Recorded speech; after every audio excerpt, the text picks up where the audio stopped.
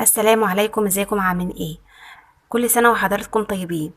ازاي نستعد لشهر رمضان؟ شهر رمضان استعداده الحقيقي هو في شهر شعبان، زي ما يكون علينا امتحان وفاضل عليه شهر. فلو احنا ذاكرنا او ما ذاكرناش طول السنة بنيجي قبل الامتحان بشهر ونكثف فيه المذاكرة. شهر شعبان بالنسبة لرمضان هو التكثيف في العبادة، هو ده المعنى الحقيقي للتمهيد لشهر رمضان. بالإضافة إن في حاجة عظيمة بتحصل في شهر شعبان، اللي هي ليلة النصف من شعبان بيرفع فيها الأعمال إلى الله. في أعمال بترفع إلى الله، أعمال يومية وفي أسبوعية وفي سنوية وفي عمرية. اليومية بيترفع الأعمال إلى الله في الفجر والعصر. أما الأسبوعية كل اتنين وخميس ربنا بيغفر لكل العباد المؤمنين إلا اتنين متخاصمين أو بينهم مشاحنات، يوم الاتنين والخميس. وفي اللي هي السنوية اللي هي 15 شعبان أو ليلة النصف من شعبان. أما العمرية اللي هي لما الإنسان يموت خلاص بتترفع صحيفته وتتساب اليوم القيامة عشان يتفصل فيها.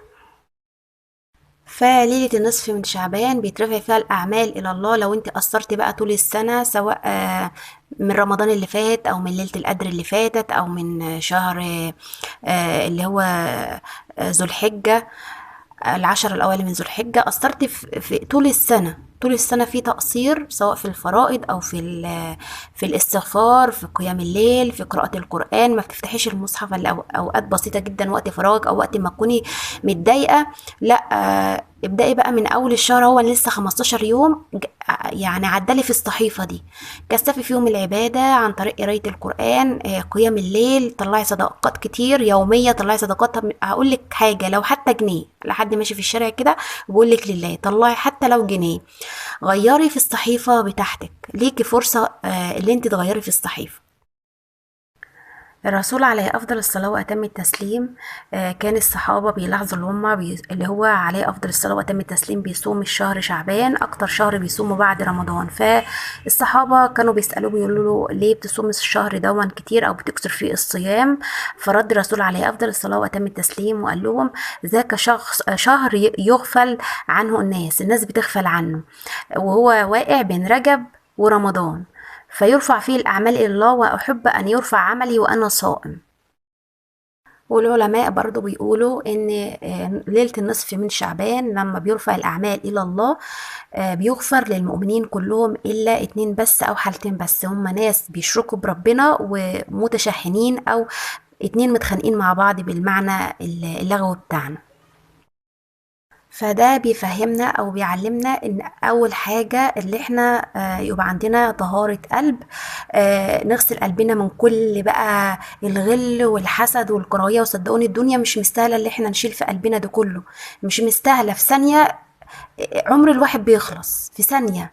فالدنيا اصلا مش مستاهله اللي احنا نشيل من كذا ونعدي كذا وناكل حق كذا ونقطع صلة رحم كذا، مش والله العظيم ما هي مستاهله. فنطهر قلبنا وطهارة القلب، وتعالي على نفسك شوية، مش عشان خاطر اللي قدامك، هقولك عشان خاطر نفسك انت. لما تسامحي هتحسي بسلام داخلي. فطهارة القلب ده أول حاجة في الأعمال، عشان تعدلي في الصحيفة بتاعتك قبل ما تترفع في النصف من شعبان، وكمان تمهيد لرمضان.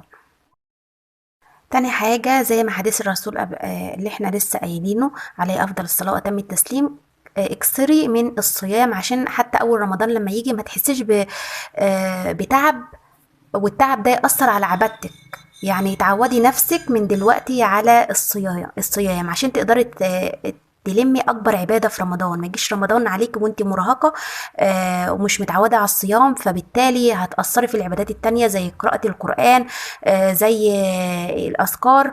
فتحاولي بقى تكثفي في العباده في الوقت ده، وبالاخص تعودي نفسك زي ما قلت لك على الصيام. واهم حاجة برضو بعد الصيام قيام الليل، عشان التراويح اللي احنا بنصليها ورا الامام نكون متعودين من قبلها. حاولي تصلي قيام الليل بقى حتى لو 4 ركعات كده، تقومي تصليهم او تصليهم بعد العشاء على طول.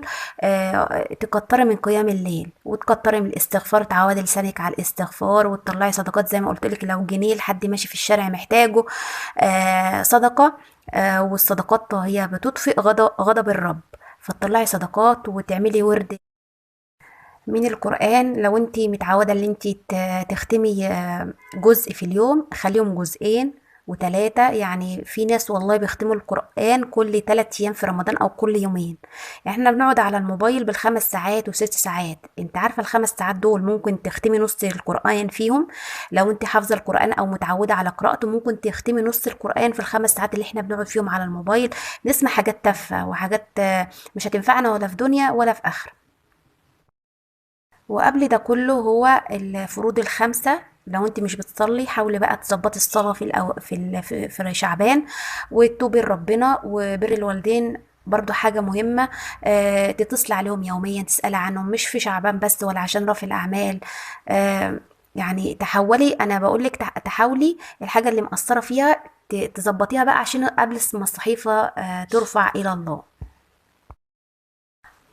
وفي نهاية الفيديو بقى أقول لكم اللهم بارك لنا في شعبان وأبلغنا رمضان بكل خير وسعادة ويسر ولا فاقدين ولا مفقودين. والسلام عليكم ورحمة الله وبركاته.